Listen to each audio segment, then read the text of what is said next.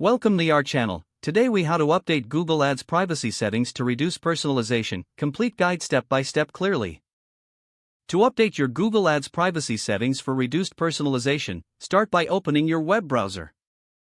Navigate to the Google Ads homepage by typing ads.google.com in the address bar. Sign in to your Google Ads account using your credentials.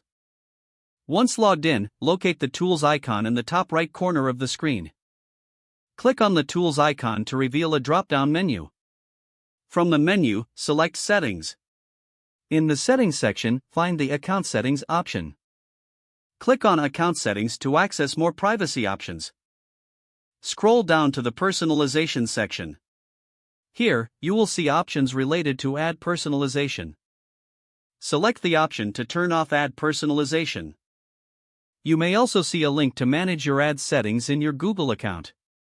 If prompted, click on the link to proceed to your Google account's ad settings.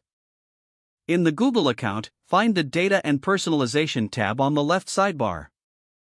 Click on Data and Personalization to access relevant options. Scroll down to the section labeled Ad Personalization. Toggle the switch to turn off ad personalization. This action will reduce the influence of your activity on the ads you see. Once adjusted, scroll back up and click the back arrow to return to the account settings. Review any other privacy settings you wish to change. When satisfied with your changes, log out of your Google Ads account for security. You have successfully updated your Google Ads privacy settings to reduce personalization. If the page does not load, refresh the browser or try again in a private or incognito window. Make sure you are using the correct email address, then retype it carefully to avoid small typos. If your password is not accepted, use the reset option and create a new strong password you can remember. Check your spam folder for verification or security emails, then complete any requested confirmation steps. Enable two-factor authentication if available to improve account security and reduce unauthorized access risk. After signing in, review your profile details so your contact information and settings are accurate and current.